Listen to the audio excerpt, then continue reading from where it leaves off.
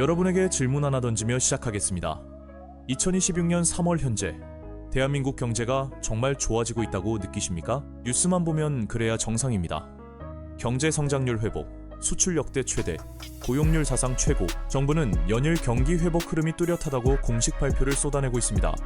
그런데 며칠 전 아주 기괴한 청구서 하나가 우리 앞으로 날아왔습니다. 중동전쟁으로 기름값이 폭등해서 경제가 비상이라며 당정청이 25조 원 규모의 추가 경정 예산을 편성하기로 합의한 겁니다. 이른바 전쟁 추경입니다. 문제는 그 다음입니다. 기름값이 올라서 힘들다는데 그 예산 중 무려 10조 원가량이 동네 식당과 미용실에서 쓸 수 있는 전 국민 소비 쿠폰으로 뿌려질 준비를 하고 있습니다. 이게 상식적으로 이해가 되십니까? 기름값이 올라서 수입 원가가 폭등하고 물류비가 치솟고 있는데 국가가 나서서 외식 쿠폰을 쥐어주겠다는 겁니다. 뼈가 부러져서 응급실에 실려온 환자에게 의사가 소화제를 처방하며 다 나았다고 말하는 것과 똑같은 상황입니다. 도대체 왜 이런 기이한 일들이 벌어지고 있는 걸까요? 겉으로는 모든 지표가 멀쩡해 보이는데 왜 시장의 밑바닥은 차갑게 굳어가고 정부는 앞뒤가 맞지 않는 정책을 남발하는 걸까요? 이 질문의 답을 찾기 위해 저는 오늘 여러분과 함께 정부가 그토록 감추고 싶어하는 대한민국 경제의 뼈아픈 진실들을 하나씩 뜯어보려 합니다. 좋은 숫자만 앞세우고 불편한 숫자는 뒤로 감추는 통계의 착시, 그리고 그 착시를 유지하기 위해 우리가 치러야 할 끔찍한 대가에 대한 이야기입니다. 이건 단순한 해프닝이 아닙니다. 지금부터 하나씩 살펴보겠습니다.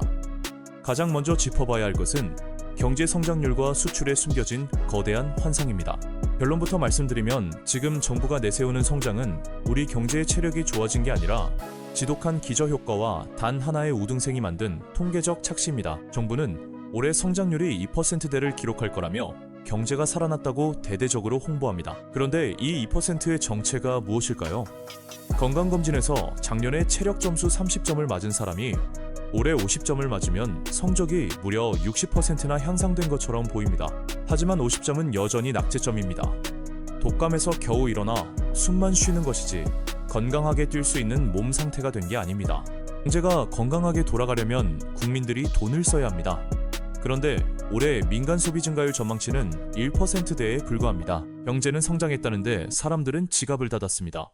성장의 온기가 가게로 전혀 흘러오지 않고 돈이라는 피가 시장의 혈관 속에서 굳어버린 겁니다. 수출 지표를 보면 상황은 더 기가 막힙니다.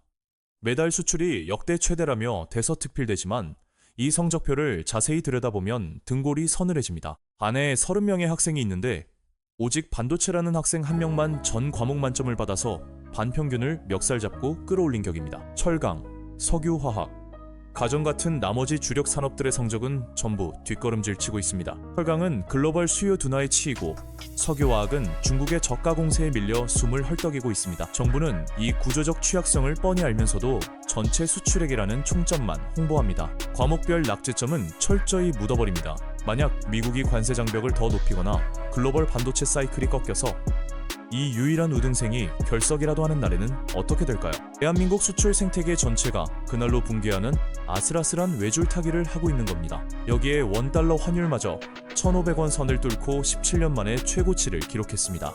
수출 대기업은 환차익으로 장부상 이익을 볼지 몰라도 원유와 식량, 원자재를 전량 수입해야 하는 우리 경제의 특성상 그 수입 원가 폭등은 고스란히 평범한 사람들의 밥상 물가로 전가되고 있습니다. 그런데 진짜 문제는 이제부터입니다. 성장과 수출 지표가 국가 단위의 거시적인 환상이라면 우리 삶과 직결된 일자리와 물가 통계에서는 아예 현실을 왜곡하는 수준의 조작적 대응이 벌어지고 있습니다. 고용 지표를 한번 보겠습니다. 정부는 고용률이 사상 최고라며 자화자찬합니다. 하지만 같은 통계 자료 안에 들어있는 청년 실업률은 7% 후반대로 치솟으며 5년 만에 최악을 기록했습니다. 어떻게 이런 극단적인 모순이 한 문서 안에 존재할 수 있을까요? 아파트 관리사무소에서 우리 아파트 주민들의 평균 소득이 올랐다고 방송을 합니다. 그런데 실상을 보니 꼭대기 펜트하우스에 사는 노부부가 고액연금을 새로 받기 시작해서 평균이 확 올라간 것이고 1층에 사는 청년 3가구는 모두 직장을 잃어 소득이 끊긴 상태인 겁니다. 실제 숫자가 그렇습니다. 60세 이상 취업자가 28만 명 늘어나는 동안 20대 청년 취업자는 16만 명 넘게 증발했습니다. 늘어난 일자리의 대부분은 보건복지서비스업이라는 이름표를 단 세금으로 급조해낸 노인 단기 일자리들입니다. 공원 휴지 줍기, 교통 안내 같은 시간제 알바 수십만 개를 만들어 놓고는 고용이 창출됐다고 박수를 치는 겁니다. 반면 전문 과학기술업이나 정보통신업처럼 청년들이 간절히 원하는 양질의 정규직 일자리는 속절없이 무너져 내리고 있습니다. 더욱 절망적인 사실은 사라진 청년 일자리의 98%가 인공지능, 즉 AI로 인해 구조적으로 대체되는 업종에 집중되어 있다는 겁니다. 이것은 단순히 경기가 안 좋아서 잠깐 채용을 미루는 수준이 아닙니다. 산업의 뼈대 자체가 영구적으로 바뀌고 있는 겁니다. 하지만 국가의 대응은 한숨만 나옵니다. 이 거대한 산업 재편 앞에서도 뼈를 깎는 체질 개선을 고민하기보다 당장 다음 달 통계청 발표에 예쁘게 찍힐 단기 일자리만 찍어내며 지표 방어에만 혈안이 되어 있습니다. 물가는 더 뻔뻔합니다. 정부는 소비자 물가 상승률이 2%대로 한국은행의 관리 목표치 안에 들어왔다고 말합니다. 물가가 안정됐다는 겁니다. 여러분은 동의하십니까? 마트에서 사과 하나를 집어들 때, 점심시간에 만원짜리 한 장으로 먹을 수 있는 메뉴를 찾을 때 정말 물가가 2%만 올랐다고 느끼십니까? 외식 물가는 지난 4년 새 20% 넘게 폭등했고 장바구니에 담는 필수 식자재 가격은 미친 듯이 뛰고 있습니다. 도대체 정부의 저 평온한 2%는 어떻게 만들어진 걸까요? 퍼진 수도관을 고치지는 않고 거대한 양동이로 물을 퍼내며 바닥이 젖지 않았다고 우기는 것과 정확히 같습니다. 그 거대한 양동이의 이름이 바로 한국전력과 가스공사입니다. 글로벌 에너지 가격이 올랐는데도 정부가 물가 지표를 억누르기 위해 공공요금을 강제로 묶어버렸습니다. 그 결과 한국전력은 매일 100억 원이 넘는 이자를 감당하며 200조 원이라는 천문학적인 빚더미에 올라앉았습니다. 주유소 기름값도 마찬가지입니다. 유류세 인하 같은 정상적인 정책 대신 최고 가격제라는 무리수를 던져 정유사와 동네 주유소 사장님들의 팔을 비틀어 가격을 통제하고 있습니다. 결국 핵심은 이것입니다. 누군가의 고열을 짜내고 천문학적인 공공기관의 빚으로 억지로 짓눌러 놓은 가짜 물가 안정이라는 겁니다. 겉으로만 2%일 뿐 이 인위적인 대만에 갇힌 비용의 압력은 폭발 직전입니다. 언젠가 이 댐이 무너지는 순간 수년간 억눌렸던 청구서는 한꺼번에 우리의 숨통을 조여올 것입니다. 여기까지 들으셨다면 서두에 말씀드린 25조 원짜리 전쟁 추경과 10조 원의 소비 쿠폰이 왜 끔찍한 재앙인지 퍼즐이 맞춰지실 겁니다. 작년에 정부가 12조 원의 소비 쿠폰을 뿌렸을 때의 명분은 수요 부족이었습니다. 경기가 나빠 사람들이 지갑을 닫으니 강제로라도 소비를 자극하겠다는 논리였죠. 단기적으로 6주 동안 골목 상권에 온기가 돌긴 했습니다. 하지만 쿠폰이 떨어지자 소비는 다시 절벽으로 추락했습니다. 밑 빠진 독에 물을 붓는 연명치료였습니다. 그런데 올해는 병명이 완전히 다릅니다. 지금은 수요가 부족한 게 아니라 중동 전쟁과 1,500원대 환율이라는 외부 요인 때문에 물건을 만드는 비용 자체가 폭등한 공급 충격 상황입니다. 생산 원가가 올라서 물가가 뛰고 있는데 여기에 10조 원이라는 막대한 현금을 풀어버리면 어떻게 될까요? 시중에 돈이 넘쳐나면서 수요가 자극되고 결국 물가는 정부가 통제할 수 없는 수준으로 미친 듯이 치솟게 됩니다. 경제학에서는 이것을 스태그플레이션이라고 부릅니다. 성장은 멈췄는데 물가만 하늘 높은 줄 모르고 뛰는 경제에 내릴 수 있는 가장 치명적인 사형 선고입니다. 1970년대 오일 쇼크 당시 유가 급등으로 경제가 마비됐을 때 섣불리 현금을 풀어 위기를 덮으려 했던 국가들이 겪었던 수십 년의 고통을 우리는 똑같이 반복하려 하고 있습니다. 기름값이 문제면 유류세를 깎아주거나 취약계층의 에너지 바우처를 직접 쏴주는 정밀 타격이 필요한데 왜 굳이 물가 폭등의 도화선이 될 전 국민 소비 쿠폰을 고집하는 걸까요? 정답은 아주 현실적이고 차갑습니다. 정책의 효과가 당장 내일 눈앞에 보이기 때문입니다. 다가오는 선거와 차갑게 식어버린 여론 앞에서 국가의 10년 뒤를 내다보는 구조개혁은 너무 멀고 험난합니다. 당장 사람들의 스마트폰에 꽂히는 외식 쿠폰만큼 빠르고 달콤한 마약은 없습니다. 1,300조 원을 넘어선 국가 채무 비율, 초과 세수를 빚 갚는 데 쓰지 않고 다시 허공에 뿌려버리는 무책임함 뒤에는 그저 오늘 하루만 무사히 넘기면 된다는 지독한 핑계가 숨어 있습니다. 하지만 이 모든 불안 요소들조차 지금부터 말씀드릴 이 거대한 시한폭탄 앞에서는 그저 잔물결에 불과합니다. 정부가 길을 쓰고 지표를 예쁘게 포장하고 소비 쿠폰을 뿌려가며 시장의 붕괴를 막으려는 진짜 이유, 바로 대한민국 경제에 목줄을 쥐고 있는 가계부채와 부동산 프로젝트 파이낸싱, PF 사태입니다. 정부는 은행권의 대출 연체율이 안정적이라며 관리 가능한 수준이라고 끊임없이 강조합니다. 하지만 풍선의 한쪽을 꽉 누르면 다른 쪽이 터질 듯 부풀어 오르는 법입니다. 1금융권에서 대출이 막힌 자영업자와 서민들은 이자 폭탄을 감수하며 저축은행과 새마을금고 같은 이금융권으로 쫓겨갔습니다. 그리고 지금 그곳의 취약계층 연체율은 10%를 훌쩍 넘겼습니다.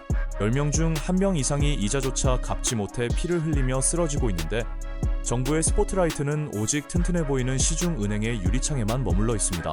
여기에 건설 시장을 덮치고 있는 178조 원 규모의 부동산 PF 부실은 째깍거리는 초침 소리를 내고 있습니다. 정부가 지난 4년 동안 한 일이라곤 돈맥경화에 빠져 당장 무너질 것 같은 건설 현장에 대출 만기를 계속 뒤로 밀어준 것뿐입니다. 이번 달 카드값이 없어서 다음 달로 리볼빙을 한 겁니다. 문제는 그 미뤄뒀던 천문학적인 청구서가 바로 올해 2026년에 집중적으로 쏟아지고 있다는 사실입니다. 지방의 아파트 현장은 타워 크레인이 멈춘 채 유령 도시처럼 방치되어 있고 건물을 다 지어도 팔리지 않는 악성 미분양은 산처럼 쌓이고 있습니다. 중견 건설사들이 한 달이 멀다 하고 도산하고 있습니다.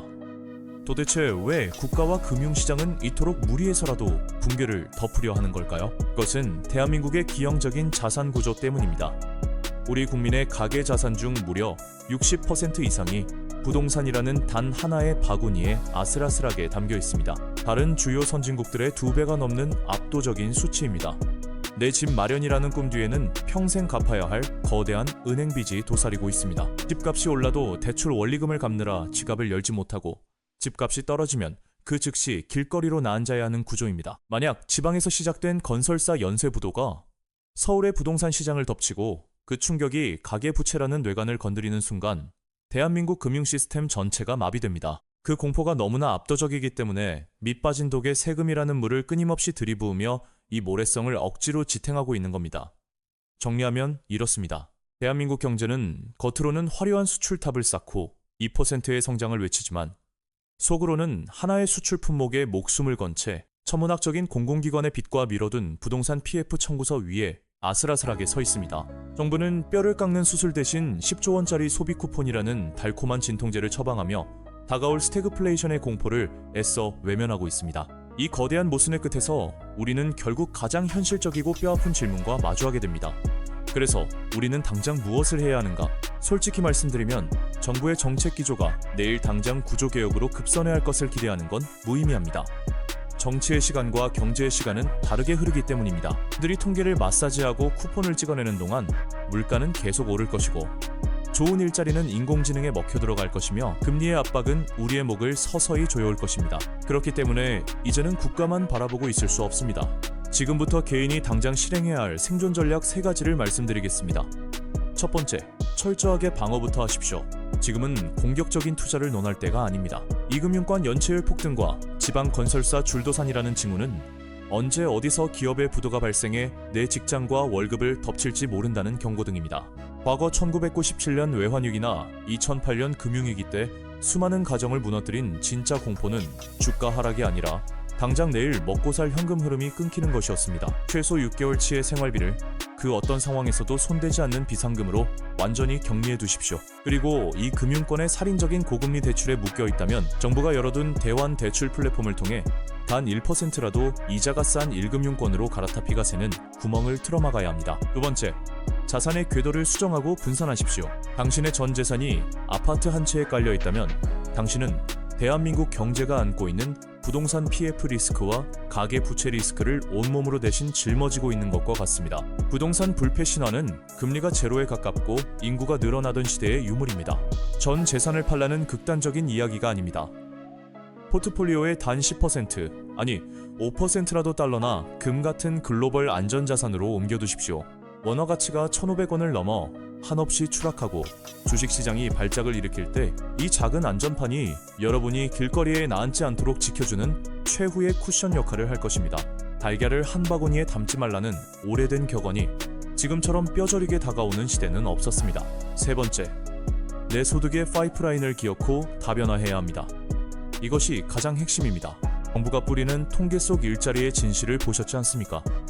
양질의 일자리는 사라지고 인공지능이 인간의 두뇌 노동을 맹렬한 속도로 집어삼키고 있습니다. 평생 직장이라는 단어는 이제 박물관에나 어울리는 말이 되었습니다. 회사에서 매달 꽂히는 월급 하나에만 내 생계를 100% 의존하는 것은 언제 무너질지 모르는 벼랑 끝에 서 있는 것과 같습니다. 회사가 나를 버렸을 때, 혹은 내가 회사를 그만두었을 때도 끊기지 않고 들어오는 두 번째, 세 번째 수입원을 반드시 만들어야 합니다. AI가 일자리를 뺏는다고 두려워만 하지 마십시오. 오히려 그 AI를 나의 도구로 삼아 생산성을 남들보다 2배, 3배 끌어올리는 사람만이 이 잔혹한 재편의 시대에서 살아남을 수 있습니다. 여러분, 위기는 어느 날 갑자기 요란한 사이렌을 울리며 찾아오지 않습니다. 겉으로는 멀쩡해 보이는 숫자들 뒤에서 매일 조금씩 오르는 밥상, 물가와 조용히 사라지는 동료의 빈자리, 그리고 정부가 쥐어주는 달콤한 쿠폰의 형태로 다가옵니다. 우리가 살고 있는 2026년은 단순한 불황의 터널이 아닙니다. 낡은 경제 질서가 수명을 다하고 완전히 새로운 룰이 지배하는 뼈아픈 재편의 시기입니다. 무너지는 것들을 빚으로 억지로 떠받치는 버티기의 시대는 머지않아 끝날 것입니다. 시장은 이미 움직이고 있고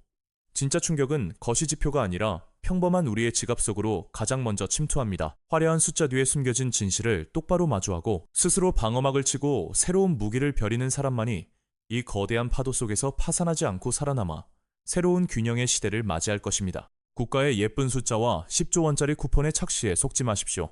내 돈과 내 직업, 그리고 내 가족의 미래를 지키는 것은 결국 냉혹한 현실을 마주할 용기를 가진 우리 자신뿐입니다. 시청해주셔서 진심으로 감사합니다. 조금 더 냉철한 시선으로 이 위기를 함께 돌파해 나가길 바라며 다음 영상에서 뵙겠습니다.